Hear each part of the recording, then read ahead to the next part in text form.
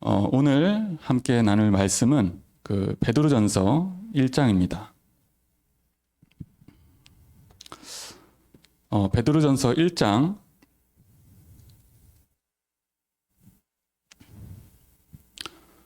1절부터 이제 17절까지의 말씀인데 이제 1절부터 17절까지 이제 모두 읽기에는 양이 좀 많기 때문에 오늘 말씀의 주제가 되는 핵심적인 구절만 함께 읽겠습니다.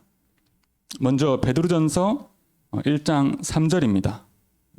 베드로전서 1장 3절 우리 함께 한 목소리로 같이 읽겠습니다.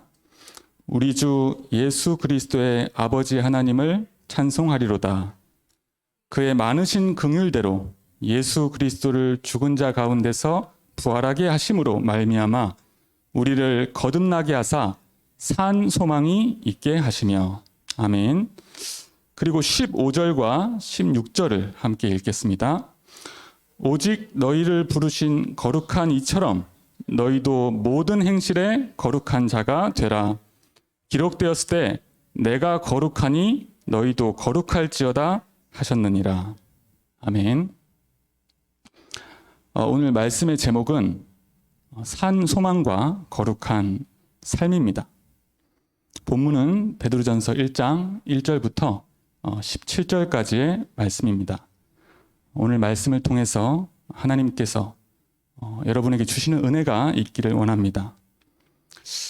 우리가 성경을 읽을 때 이제 그냥 읽을 수도 있지만 그 성경이 쓰여진 배경 그리고 그 성경이 쓰여진 목적 이런 것들을 알 때 성경 말씀이 더 풍성히 이해되고 또 하나님의 뜻을 정확히 알게 되는 경우가 있습니다. 오늘 우리가 그 베드로전서를 볼 텐데 이 베드로전서가 쓰여진 배경 그리고 베드로전서가 쓰여진 목적 이런 것들을 알 때 하나님의 말씀이 더욱 잘 이해되고 마음에 와 닿을 수 있습니다. 우선 이 베드로전서의 저자는 우리가 알다시피 베드로입니다. 이 베드로전서 1장 1절에 보시면 예수 그리스도의 사도 베드로는 이렇게 시작하면서 자신이 누구인지를 밝히고 있습니다. 베드로는 예수님의 대표적인 제자입니다. 예수님의 사랑을 가장 많이 받은 제자였고 예수님을 항상 옆에서 지켜보면서 예수님을 따르던 제자였습니다. 베드로는 많은 일들을 했는데 중요한 것 몇 가지만 살펴보면 우리가 항상 고백하는 주는 그리스도시요 살아계신 하나님의 아들이시니다. 이 고백을 했던 인물입니다. 마태복음 16장에 보시면 그 빌립보 가이사랴 지방에서 예수님께서 제자들에게 너희는 나를 누구라 하느냐 하고 물으실 때 베드로가 이 고백을 했습니다. 이 베드로의 원래 이름은 이제 시몬인데 이 고백을 하고 나서 예수님께서 너는 베드로다. 내가 이 반석 위에 내 교회를 세우겠다고 말씀을 하시면서 이제 그때부터 이름이 베드로가 되었습니다. 그래서 원래 이름이 시몬 그리고 예수님께서 지어주신 이름이 베드로 이렇게 해서 시몬 베드로라고 부르는 경우도 있습니다. 이 베드로는 반석이라는 뜻을 가지고 있습니다. 또 한 가지 베드로 하면 생각나는 것이 이 베드로에게는 중요한 사건이 하나 있습니다.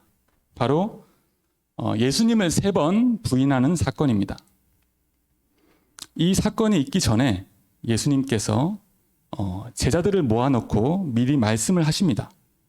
여기에 대한 말씀이 마태복음 26장 31절부터 나와 있습니다. 우리 함께 잠시 마태복음 26장을 함께 찾아보겠습니다.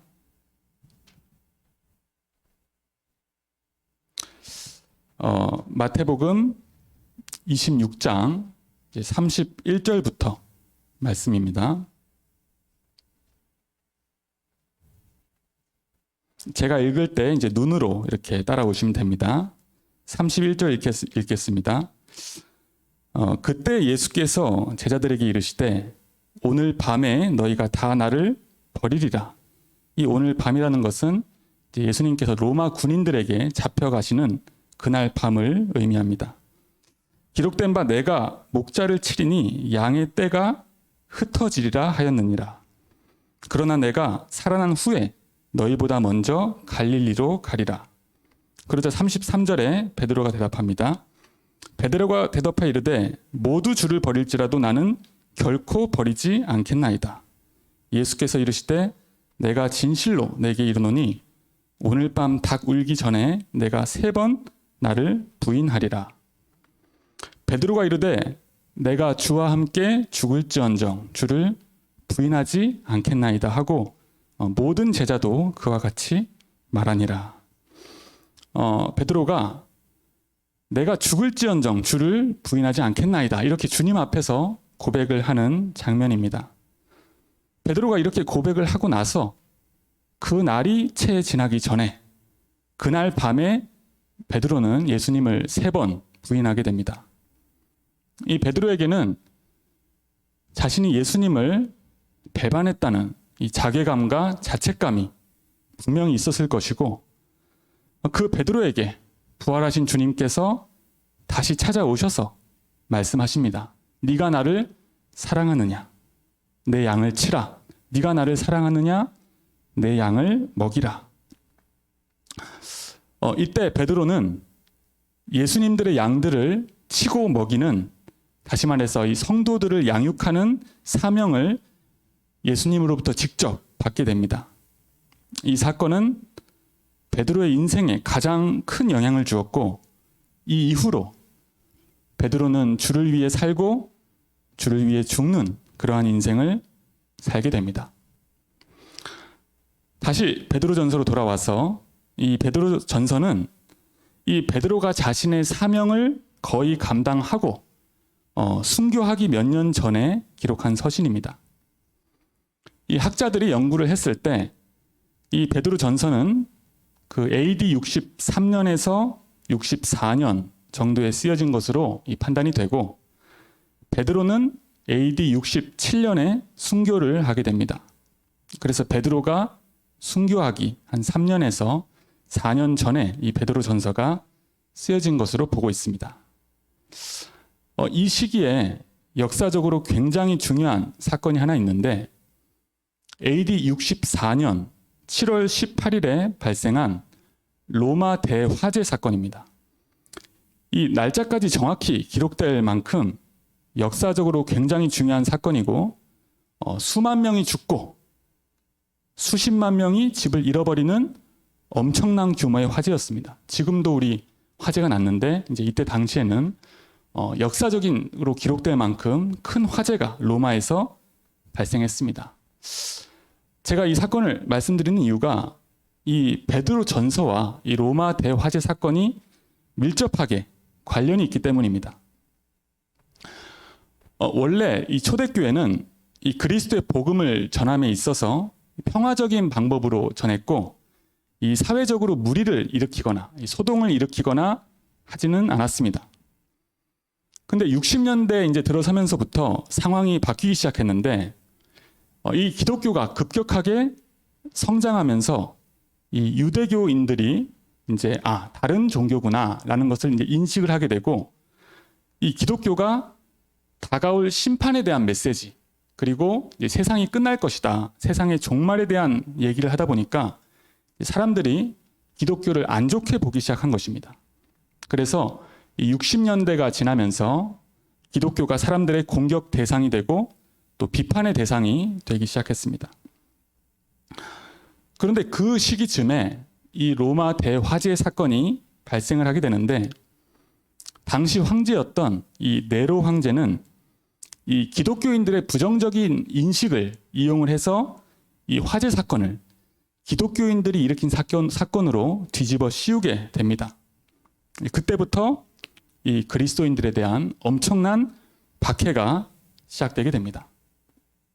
이 역사적인 기록에 보면 이 네로 황제는 이 사람들을 모아놓고 이 기독교인들을 이제 죽일 때 기독교인들에게 짐승의 가죽을 입혀서 이제 사자를 풀어서 이제 물어뜯게 하거나 십자가형에 처하거나 아니면 이제 불에 태워 죽이거나 이런 온갖 잔인한 방법으로 기독교인들을 죽였다고 합니다. 다 역사에서 이제 기록되어 있습니다. 이러한 박해로 인해서 이 베드로도 순교를 그때 하게 되고 이 박해는 굉장히 오랫동안 지속되게 됩니다. 이러한 기독교인들에게 닥칠 이 핍박과 고난에 대해서 예견하고 그들을 격려하고 위로하기 위해서 정말 참된 소망을 가지고 하늘의 영광을 바라보도록 하기 위해서 흔들리지 않고 믿음을 지키고 그리스도인으로서 거룩한 삶을 살아갈 수 있도록 하기 위해서 이 로마 대화재 사건 바로 직전인 63년에서 64년쯤에 베드로 전서를 베드로가 기록한 것입니다. 그러면 이 베드로는 이 서신을 누구에게 쓴 것인가? 수신자가 누구인가? 우리 함께 베드로전서 1장 1절을 보겠습니다. 1장 1절에 보시면 예수 그리스도의 사도 베드로는 본도, 갈라디아, 갑바도기아, 아시아와 비두니아에 흩어진 나그네 곧 하나님 아버지의 미리 아심을 따라 성령이 거룩하게 하심으로 순종함과 예수 그리스도의 핏부림을 얻기 위하여 택하심을 받은 자들에게 편지하노니 은혜와 평강이 너희에게 더욱 많을지어다. 이렇게 기록하고 있습니다. 이 본도, 갈라디아, 갑바도기아, 아시아, 비두니아는 이 소아시아라고 불리는데 지금은 우리가 이제 알고 있는 터키, 튀르키예라고 불리는 나라입니다. 터키라는 나라가 튀르키예라는 이름으로 이제 바뀌었거든요, 지금. 그래서 당시에는 로마 영향권 아래에 있던 지역입니다. 그곳에 이제 복음이 전해졌고, 또 교회가 세워졌고, 또 그리스도인들이 있었는데 이제 그들에게 베드로가 편지를 보낸 것입니다. 하나님 아버지의 미리 아심을 따라 성령이 거룩하게 하심으로 순종함과 예수 그리스도의 핏부림을 얻기 위하여 택하심을 받은 자들, 구원받은 자들을 이렇게 구체적으로 표현을 하고 있습니다. 이 편지는 그 당시 이제 소아시아 지역에 있는 그리스도인들에게 쓰여진 편지지만 지금 우리도 이들과 마찬가지로 성령이 거룩하게 하심을 따라 하나님의 택하심을 받은 하나님의 자녀이기 때문에 시대를 초월해서 이 말씀이 우리에게도 동일하게 적용이 되는 것입니다.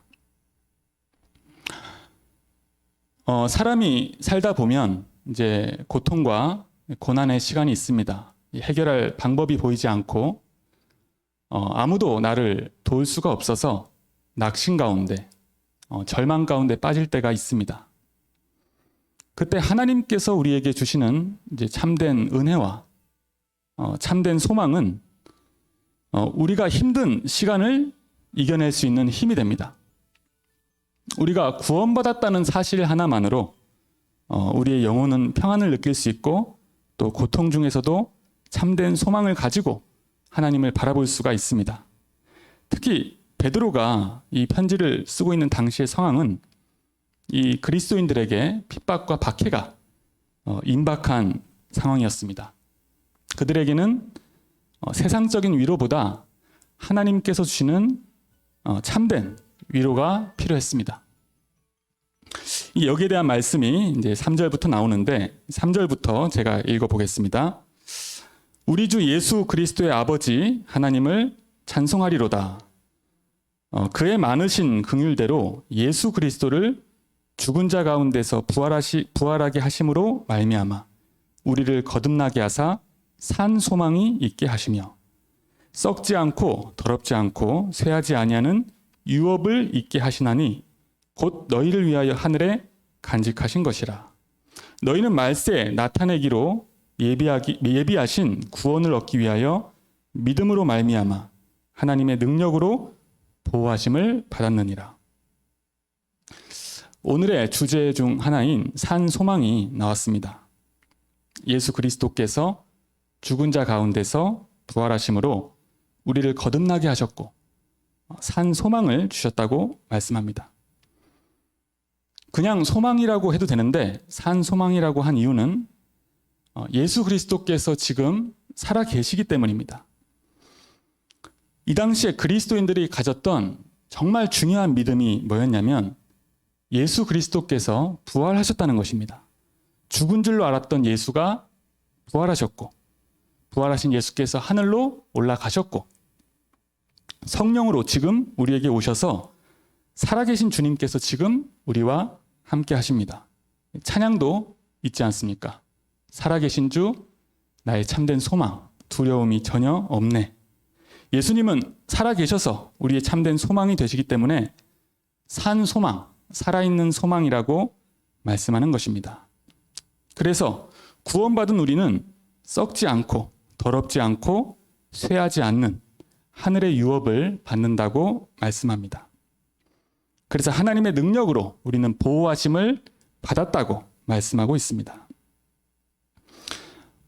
거듭난 우리는 산 소망을 가지고 있습니다. 살아계신 주님께서 썩지 않는 영원한 하늘의 유업을 예비하시고 성령으로 우리와 지금 함께 하시면서 우리를 보호하시고 인도하고 계십니다.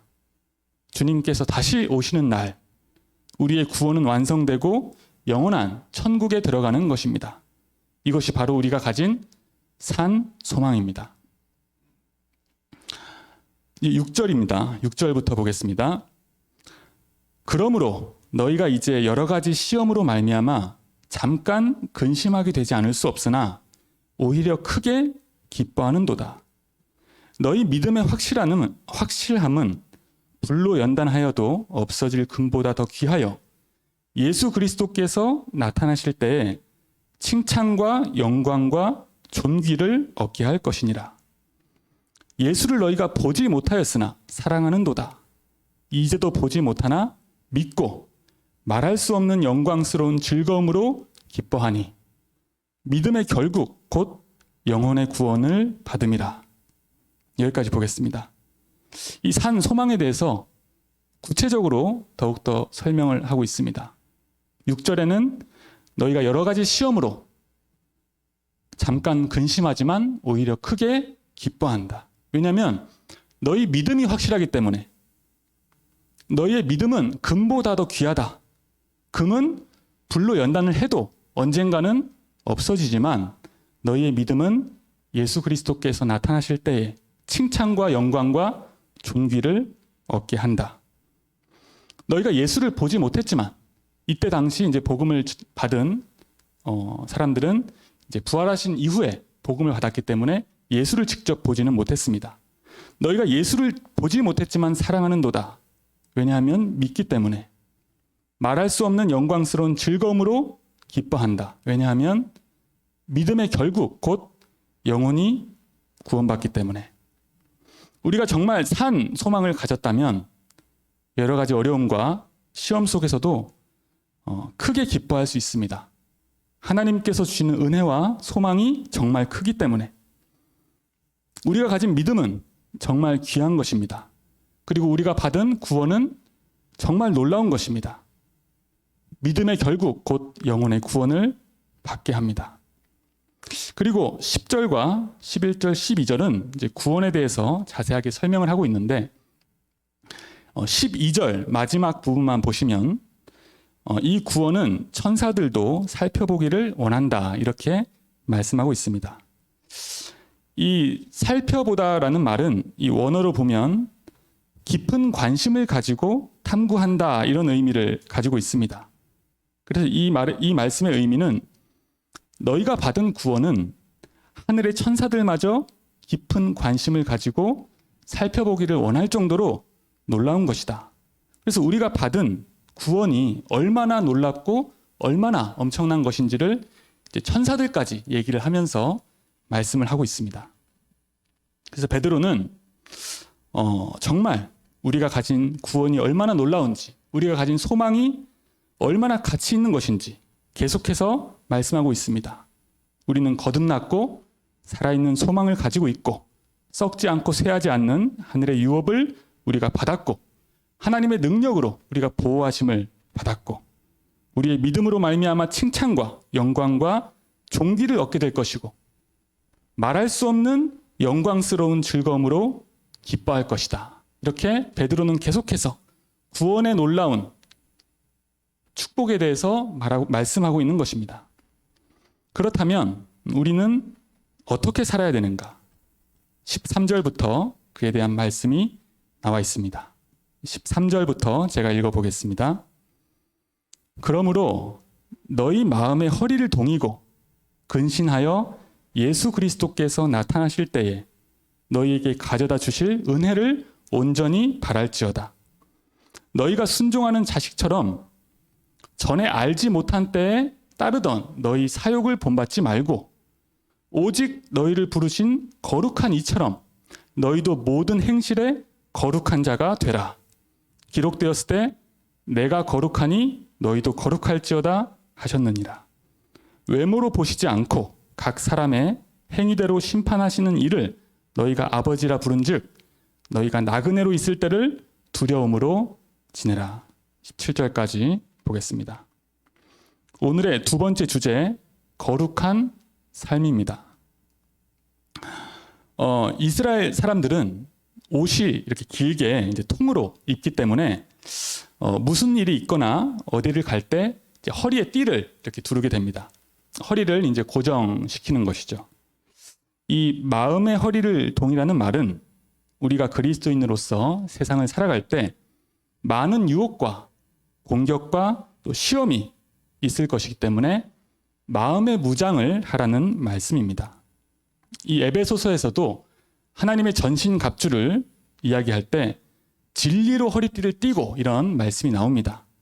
이 진리는 하나님의 말씀을 의미하기 때문에 우리가 하나님의 말씀으로 마음의 무장을 해야 한다는 말입니다. 그것이 너희 마음의 허리를 동이고 이렇게 말씀합니다. 그리고 근신하라는 말씀이 나오는데 우리가 보통 이 근신이라는 말을 사용할 때 학교에서 학생이 잘못했거나 이제 문제를 일으켰을 때 근신 처분이라는 게 있죠. 부정적인 의미를 우리가 생각할 수도 있는데 이 성경에서 쓰여진 근신이라는 단어의 원래 의미는 무엇에 취하지 않는 상태입니다. 그래서 근신하라는 말은 무엇에 취하지 말라 이러한 의미를 가지고 있습니다. 우리가 보통 술을 먹을 때 이제 보통 술에 취하다 이런 표현을 쓰는데 물론 술도 마찬가지지만 우리가 삶을 살아가면서 무엇에 마음을 완전히 뺏기는 경우가 있습니다. 그러니까 어렸을 때는 이제 게임이 될 수도 있고 친구가 될 수도 있고 조금 더 크면 술이 될 수도 있고 이성이 될 수도 있고 또 돈이 될 수도 있습니다. 우리가 마음의 중심을 그곳에 빼앗기고 또 그것을 의지하는 상태가 되는 것이죠. 이 근신하라는 말씀은 세상의 것에 마음을 빼앗기지 마라. 세상의 것에 취하지 마라. 이러한 말씀입니다. 그러면 우리가 어디에 취해야 합니까? 바로 뒤에 그리스도께서 나타나실 때에 너희에게 가져다 주실 은혜를 온전히 바랄지어다.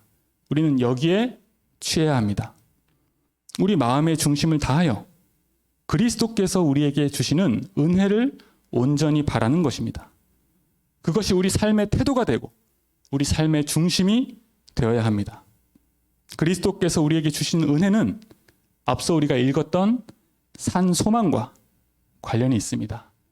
우리가 산 소망을 가지고 있지만 그 은혜가 우리의 영혼에 더욱 충만히 넘치도록 온전히 바라고 구해야 하는 것입니다. 14절에 보시면 아까 읽었지만 이제 한 번 더 읽겠습니다. 너희가 순종하는 자식처럼 전에 알지 못할 때에 너희 사욕을 본받지 말고 오직 너희를 부르신 거룩한 이처럼 너희도 모든 행실에 거룩한 자가 되라. 기록되었을 때 내가 거룩하니 너희도 거룩할지어다 하셨느니라. 하나님께서는 우리에게 거룩을 요구하십니다. 이 거룩하다라는 의미의 말의 의미를 이제 정확하게 알지 못하는 경우가 많은데 어떤 목사님께서 이 거룩의 의미에 대해서 굉장히 알기 쉽게 설명을 해주셨습니다. 이 거룩이라는 뜻은 어떤 상태 개념이 아니라 관계 개념입니다.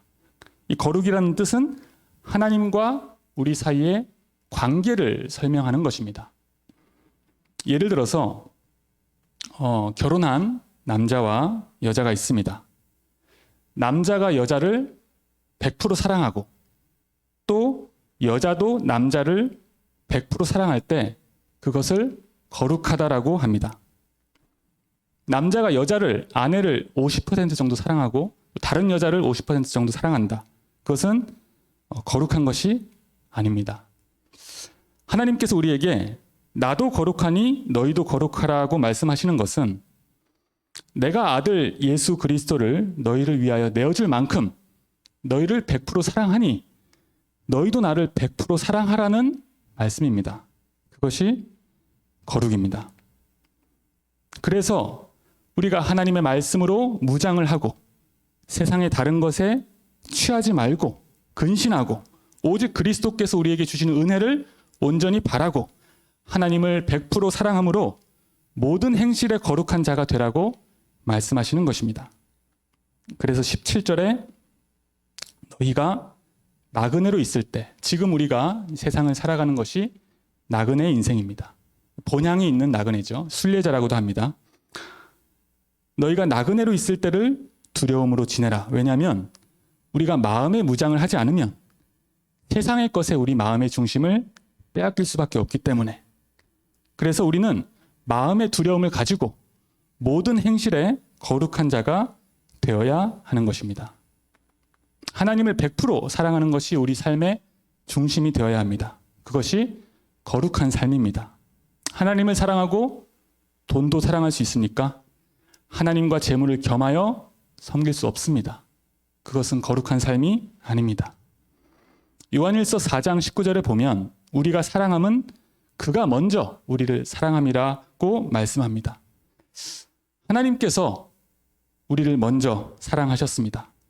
하나님의 사랑을 알 때 우리가 하나님을 사랑할 수 있고 또 거룩한 삶을 살 수 있습니다. 말씀을 마무리하겠습니다. 우리는 산 소망을 가지고 있습니다. 하늘의 천사들도 깊은 관심을 가질 정도로 놀라운 구원을 우리가 받았습니다. 그리고 영원한 하늘의 유업이 우리에게 예비되어 있습니다. 고난과 시험 속에서도 우리의 영혼은 기뻐할 수 있고 하늘의 영광을 바라보며 즐거워할 수 있습니다. 그래서 하나님의 말씀으로 우리는 마음의 무장을 하고 세상의 것에 취하지 말고 오직 은혜를 구하고 하나님을 100% 사랑하는 거룩한 삶을 살라고 하나님께서 우리에게 말씀하십니다. 이 말씀이 여러분의 심령 속에 깊이 심겨지는 귀한 시간 되시기를 주님의 이름으로 축복합니다. 기도하겠습니다. 하나님 아버지 감사합니다. 하나님의 말씀이 우리 영혼에 심겨지기를 원합니다. 뿌리를 내리고 자라나서 30배, 60배, 100배 열매 맺기를 원합니다. 하나님의 말씀으로 우리의 삶이 변화되게 하시고 우리의 인생이 말씀의 인도를 받게 하옵소서. 인생을 살아가는 가운데 고통과 어려움이 있을 수 있지만 산 소망을 가지고 거룩한 삶을 사는 우리 외관열린교회 성도님들이 되게 하옵소서. 감사드리며 예수 그리스도의 이름으로 기도합니다. 아멘.